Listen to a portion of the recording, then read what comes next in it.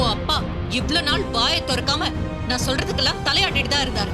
ஆனா இன்னைக்கு ரேவதி போனதும் எல்லாரும் ரேவதிக்கு சப்போர்ட் பண்ணி பேசுறீங்க.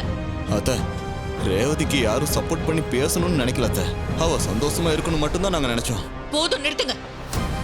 இதுக்கப்புறமா அவ சந்தோஷத்தை பத்தி யாரும் இங்க பேசக்கூடாது. இங்க ஆளாளுக்கு ரேவதிக்கு சப்போர்ட் பண்ணி பேசுற ஒவ்வொரு வார்த்தையும் என் நெஞ்சில ஈட்டி மாதிரி பாயுது. ஊரே மதிக்கிற என் கௌரவத்தை நடுத்தருவுல வீசிட்டு போயிருக்கான். அந்த கார்த்தியோட போய் சேர்ந்திருக்கான். இப்ப சொல்றேன் கேட்டுக்கோங்க, என் பொண்ண அவனோட நான் வாழ விட மாட்டேன். போது, நிறுத்து. உன் பகதா உன் பாசத்தை மறக்கடைக்குது. உனக்கு கொஞ்சமாச்சும் புத்தி இருந்துச்சுன்னா மாப்பிள்ளை பண்ண நல்லதெல்லாம் நினைச்சு பாரு. அதை விட்டுட்டு வாடப்பட மாட்டேன்னு சொல்லிட்டு இருக்காத. சொல்லுவேன், அப்படிதான் சொல்லுவேன்.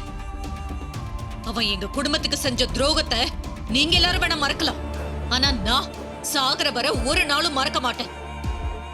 ரேவதி அவ புருஷன் தான் முக்கியம்னு போயிருக்கலாம், ஆனா அந்த வீட்டுக்குள்ள அவ இருக்க மாட்டா.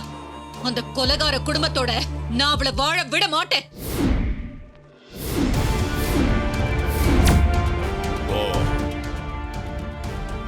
அப்போ நான் சொல்றதை நீ கேட்க மாட்டேன். என் பொண்ணு அவ புருஷன் கூட சந்தோஷமா வாழ விட மாட்டேன், அப்படித்தானே?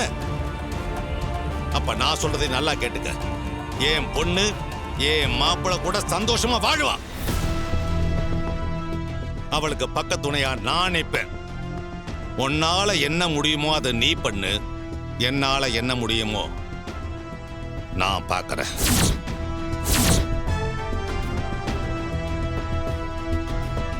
என்னங்க, என்கிட்டயே சவால் விடுறீங்களா? சரி, இப்ப சொல்றேன் கேட்டுக்கோங்க.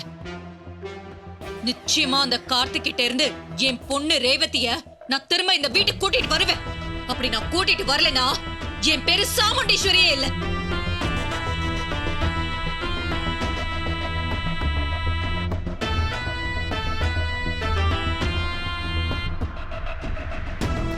மீசைய முறுக்குறாரு, எங்க போய் முடிய போகுதோ?